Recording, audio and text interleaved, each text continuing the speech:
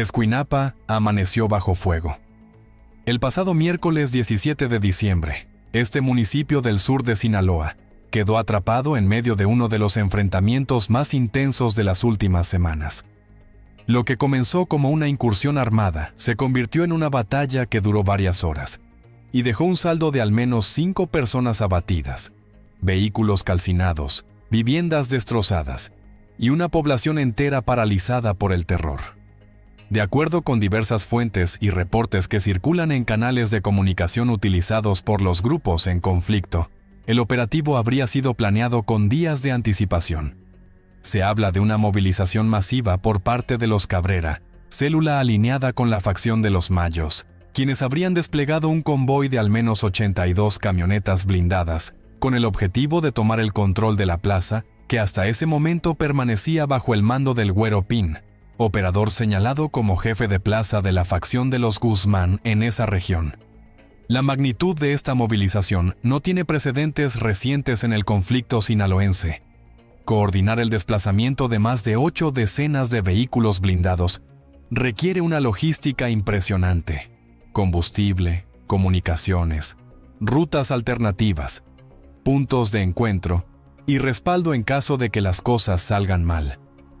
Todo esto habla de una operación que fue planificada con semanas de anticipación, no de un movimiento improvisado o reactivo.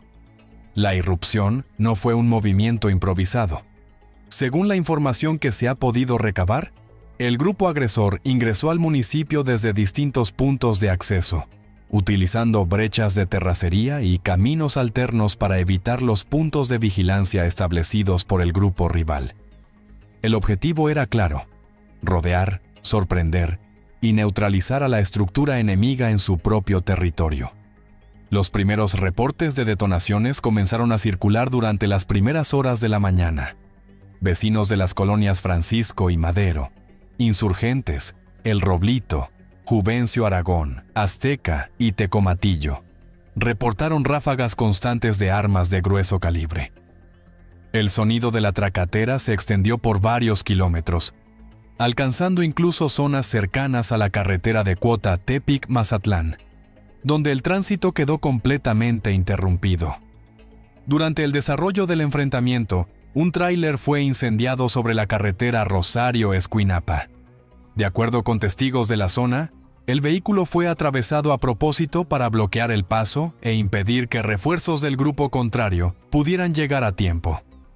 Esta táctica, que se ha vuelto recurrente en los enfrentamientos entre ambas facciones, dejó varados a decenas de conductores y transportistas que tuvieron que refugiarse en sus unidades durante varias horas. Los bloqueos carreteros no solo afectaron a los conductores particulares. El transporte de mercancías quedó paralizado durante todo el día, generando pérdidas económicas significativas para comerciantes y empresas que dependen de estas rutas para el abastecimiento de sus productos. Algunos transportistas reportaron haber permanecido varados por más de 6 horas, sin información clara sobre cuándo podrían continuar su camino. Pero lo que realmente marcó la diferencia en este enfrentamiento fue el uso de tecnología no convencional. Ciudadanos lograron capturar en video el sobrevuelo de drones que al parecer transportaban artefactos explosivos. Las detonaciones provocadas por estos dispositivos fueron percibidas en distintos sectores del municipio, generando pánico entre la población que ya de por sí se encontraba aterrorizada por el intercambio de disparos. El uso de drones con explosivos se ha convertido en una constante en los enfrentamientos recientes. Esta tecnología, que antes parecía exclusiva de conflictos internacionales, ahora forma parte del arsenal regular de los grupos criminales mexicanos. La capacidad de atacar desde el aire sin exponer directamente a los operadores representa una ventaja táctica significativa que ha cambiado las reglas del juego en estas disputas territoriales. Al cierre de los hechos violentos, las cifras oficiales hablaron de 5 personas fallecidas y 6 heridas. Sin embargo, de manera extraoficial trascendió que el número real de lesionados podría ser considerablemente mayor. Según medios locales, varias personas ingresaron por sus propios medios a hospitales de Escuinapa y Mazatlán, buscando atención médica. presuntamente pertenecientes a ambos bandos involucrados en el choque armado.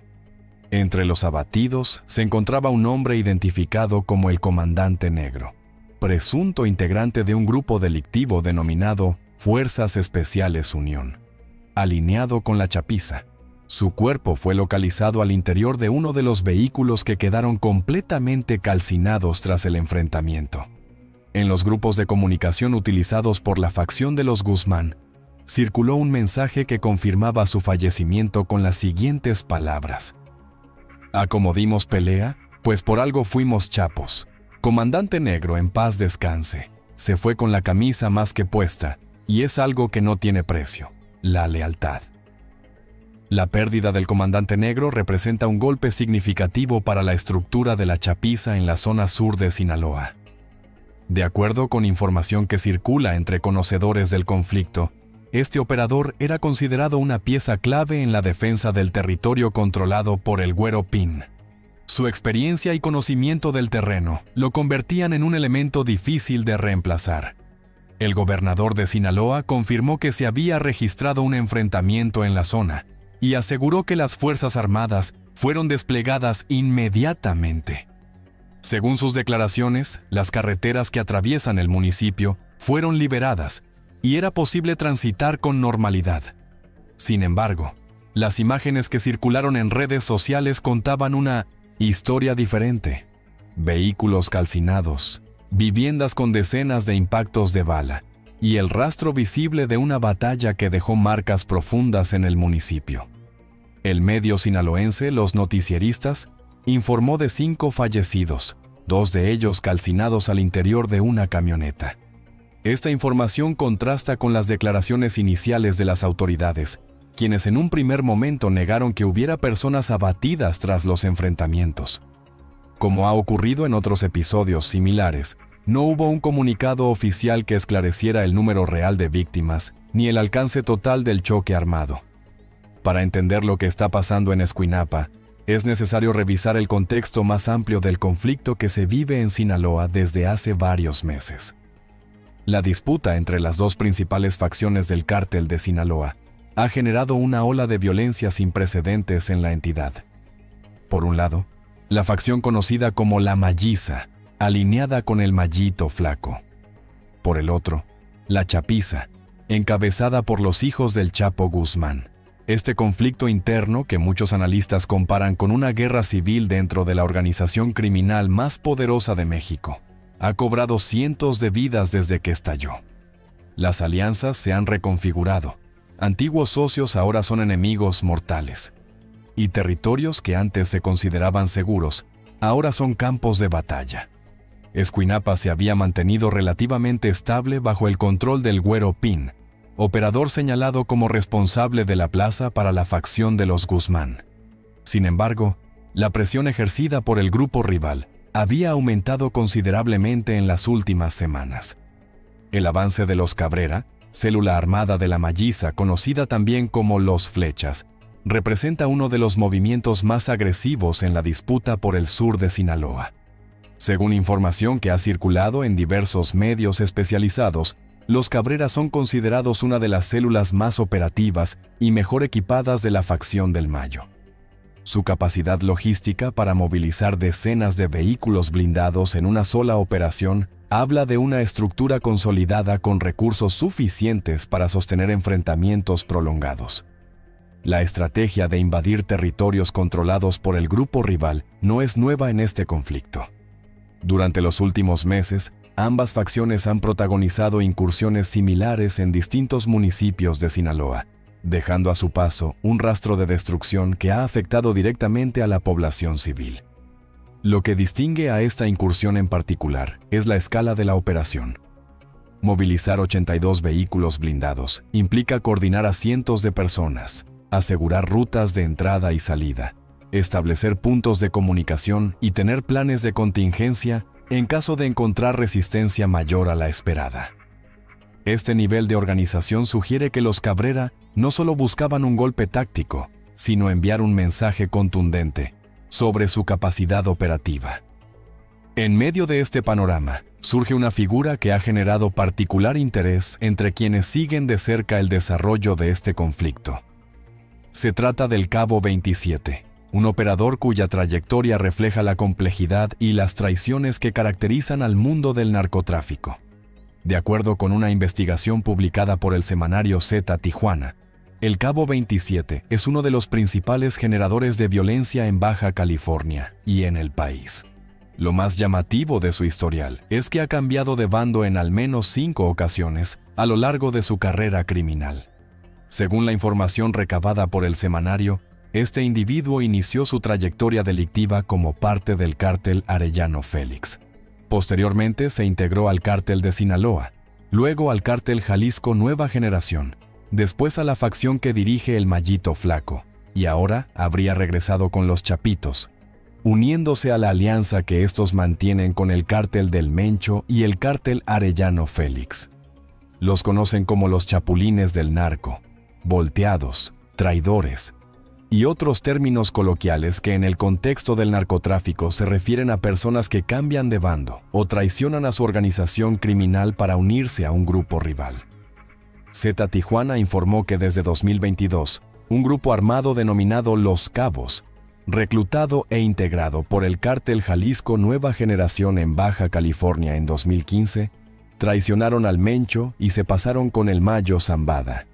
Entre los renegados destacaban el Cabo 50, el Cabo 27 y el Cabo 100, quienes se dedicaron a eliminar a sus excompañeros, reforzando al cártel de Sinaloa y debilitando al cártel Jalisco Nueva Generación. El paso del Cabo 27 por diferentes grupos criminales le ha permitido conocer a fondo las estructuras y a los integrantes clave de diversas organizaciones, lo que lo convierte en un adversario formidable para sus antiguos aliados. Z Tijuana refiere que este individuo ha sido identificado por las autoridades como cabecilla de por lo menos una célula integrada por menores de edad, que trafican y cometen diversos hechos delictivos desde octubre de 2023. Su cambio de bando más reciente, abandonando a la Malliza para integrarse nuevamente a los Chapitos, representa un golpe significativo para la facción del Mayo. La información privilegiada que posee sobre las estructuras, rutas y operadores de su antiguo bando podría resultar invaluable en el contexto actual del conflicto. Este tipo de traiciones no son casos aislados. En el mundo del narcotráfico, la lealtad tiene un precio y las alianzas se rompen cuando conviene.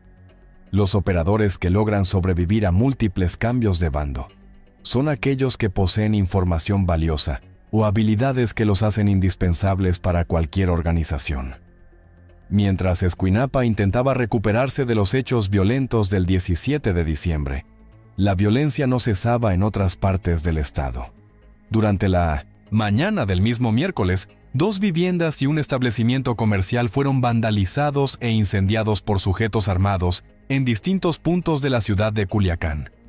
El primer hecho sucedió alrededor de las 5 de la mañana en un domicilio de 2 pisos, ubicado en la colonia Tierra Blanca.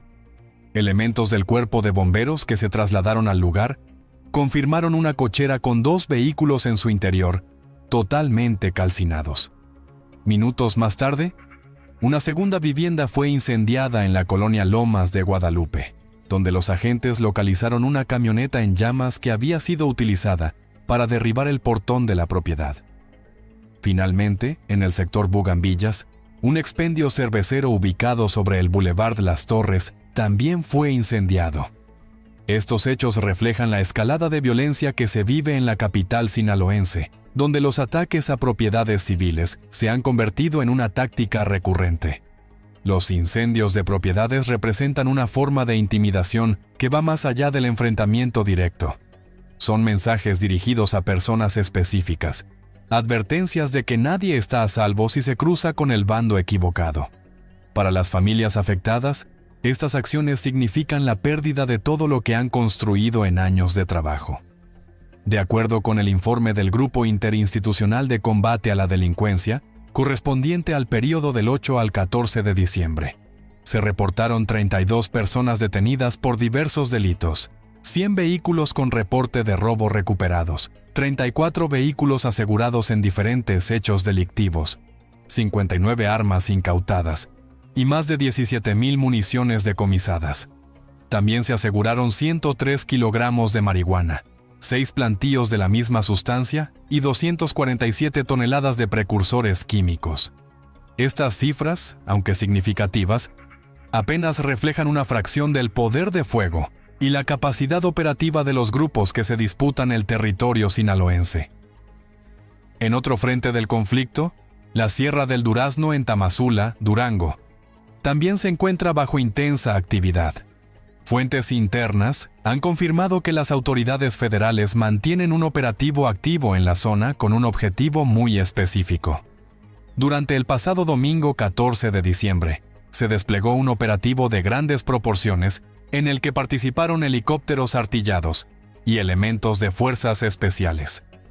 En los videos que se difundieron, se alcanza a ver el sobrevuelo de aeronaves sobre el terreno montañoso, mientras que por tierra, los elementos avanzaban para cerrar las posibles rutas de escape.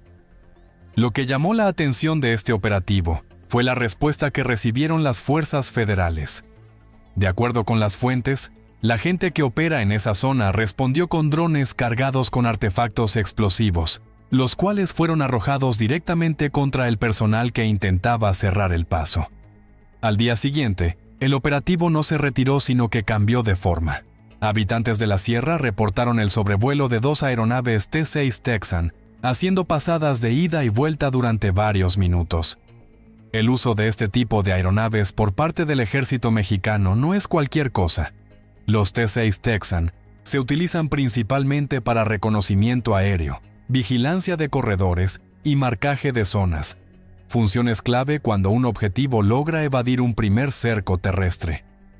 Regresando al panorama en Baja California, el semanario Z Tijuana reveló información crucial sobre los principales generadores de violencia en el estado. De acuerdo con autoridades de la entidad, 27 criminales clave son los responsables de la violencia que azota la región. Se trata de líderes y operadores de las principales organizaciones criminales que operan en la zona, responsables de homicidios, extorsión a diversos sectores, trasiego de droga, narcomenudeo, desapariciones y otros hechos delictivos. Z Tijuana informó que 5 de ellos tienen orden de aprehensión vigente, pero 7 ya fueron liberados por fallas procesales. Su captura sería crucial para pacificar la entidad, que se encuentra entre las más inseguras del país. Baja California ocupa el segundo lugar nacional en número de muertes violentas totales y el cuarto en ejecuciones por cada 100,000 habitantes. Entre los nombres que aparecen en esta lista destacan operadores de alto nivel con décadas de actividad criminal. Algunos han sido detenidos en múltiples ocasiones solo para ser liberados posteriormente. Otros nunca han pisado una cárcel a pesar de tener señalamientos directos por parte de autoridades de ambos lados de la frontera. El caso de Manuel Garibay Espinosa es particularmente revelador. Considerado objetivo prioritario desde hace 35 años, fue detenido en Estados Unidos en 1995, en posesión de cocaína y liberado como testigo protegido. En 2010 fue nuevamente detenido, esta vez en México. Sin embargo, en 2014 abandonó la prisión libre de cargos. Ha operado para varios cárteles con apoyo de elementos corruptos en distintas corporaciones policiales. Otro nombre que destaca es el de Juan José Ponce Félix, conocido como el Ruso, líder del brazo armado del Mallito Flaco en la región. El gobierno de Estados Unidos ofrece $5 millones por información que lleve a su captura, por cargos de tráfico de fentanilo y cocaína desde 2015. En México no tiene orden de aprehensión. La lista incluye también a operadores del cártel Arellano Félix, del cártel Jalisco Nueva Generación y del cártel de Sinaloa en sus distintas facciones. Muchos de ellos han cambiado de bando en múltiples ocasiones, aprovechando su conocimiento interno de las estructuras criminales para negociar su posición con el mejor postor. El enfrentamiento en Escuinapa representa uno más de los episodios violentos que se han registrado en Sinaloa desde que estalló la guerra interna entre las dos principales facciones del cártel. La movilización de un Convoy de esta magnitud, con decenas de vehículos blindados, demuestra que ambos bandos cuentan con recursos suficientes para sostener un conflicto prolongado. Para los habitantes de Escuinapa y otras comunidades afectadas, cada enfrentamiento significa horas de incertidumbre, encerrados en sus hogares mientras las balas pasan sobre sus cabezas. Las escuelas suspenden clases, los comercios cierran sus puertas y la vida cotidiana queda completamente paralizada. Los niños que crecen en estas zonas de conflicto aprenden desde temprana edad a distinguir el sonido de diferentes calibres, a tirarse al suelo cuando escuchan detonaciones cercanas y a permanecer en silencio hasta que pase el peligro. Esta realidad, que para muchos resulta inimaginable, es el día a día de miles de familias sinaloenses. Las cifras oficiales, cuando llegan, suelen quedarse cortas frente a la realidad que se vive en el terreno. Los reportes hablan de 5 fallecidos, pero los hospitales reciben pacientes que nunca aparecen en las estadísticas. Los vehículos calcinados se cuentan, pero las viviendas baleadas rara vez reciben atención. Porque si algo es seguro, es que lo que realmente ocurre en Escuinapa, lo que se vive y se sobrevive, solo lo saben quienes habitan ahí y en sus alrededores, donde la violencia no siempre se cuenta, pero siempre se siente. El avance de los Cabrera sobre territorio controlado por la Chapiza marca un nuevo capítulo en este conflicto que no parece tener fin. La respuesta del grupo rival no se hará esperar, y las comunidades del sur de Sinaloa quedan nuevamente en medio de una disputa que escapa completamente a su control. Mientras tanto, las autoridades estatales y federales continúan desplegando operativos, incautando armas y deteniendo a presuntos integrantes de ambos bandos. Pero el poder de fuego demostrado en Escuinapa, con drones explosivos, vehículos blindados y armamento de grueso calibre, plantea serias preguntas sobre la capacidad real del Estado para contener una guerra de estas proporciones. La situación no muestra señales de mejorar en el corto plazo. Cada territorio ganado por una facción representa una pérdida para la otra, y ninguno de los dos bandos parece dispuesto a ceder terreno sin pelear.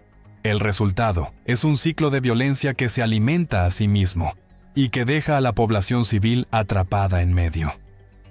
Seguiremos informando conforme se desarrollen los hechos.